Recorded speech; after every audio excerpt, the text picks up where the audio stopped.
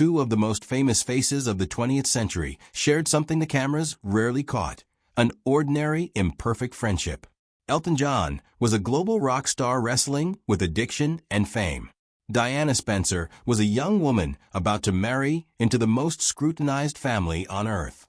What grew between them was not a fairy tale invented for the tabloids. It was a real bond, one Elton John has spoken about candidly for years, especially in his 2019 autobiography, Me.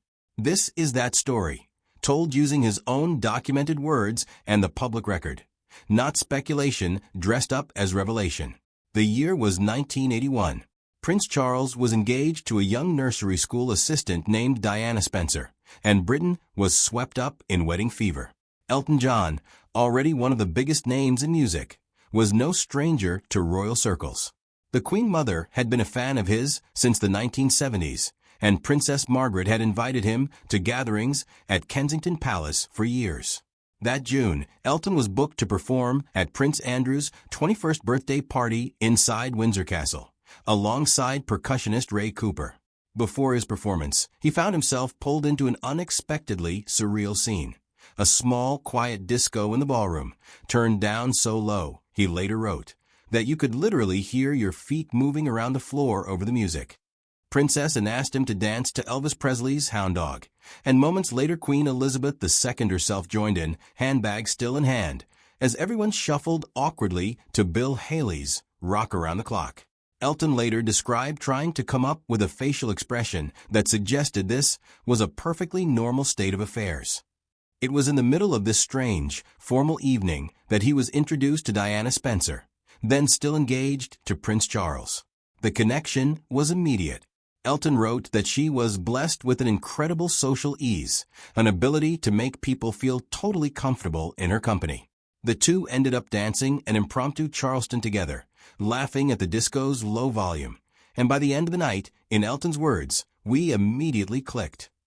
He would later describe her as fabulous company, the best dinner party guest, incredibly indiscreet, a real gossip. You could ask her anything and she'd tell you. That mix of humor, mischief, and warmth would define their friendship for the next 16 years. Through royal weddings, tabloid storms, personal struggles, a painful falling out, and finally, an unimaginable loss.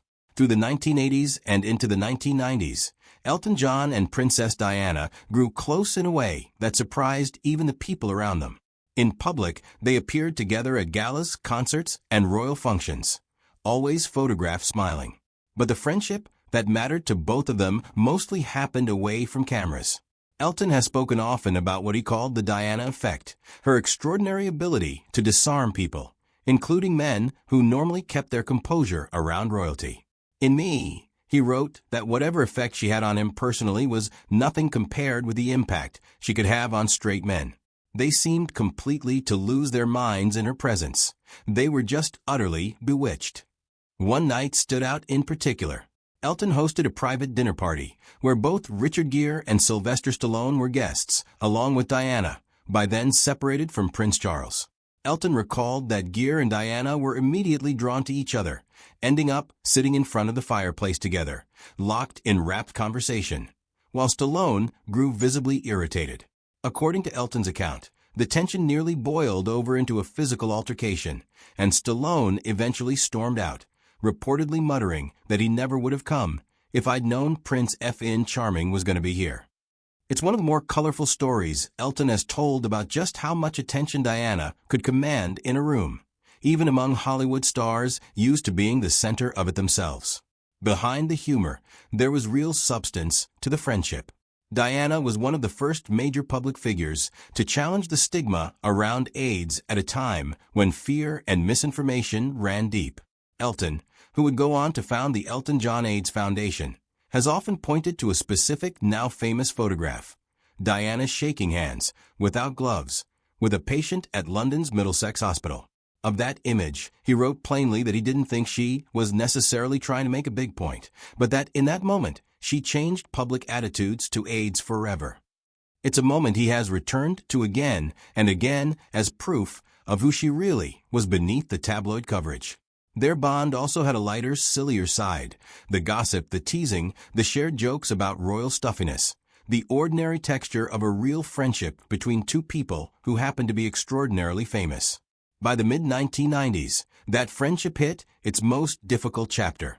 In 1997, Elton was working on a project close to his heart, a coffee table book of rock and roll photography called Rock and Royalty, created with fashion designer Gianni Versace, with proceeds benefiting the Elton John AIDS Foundation.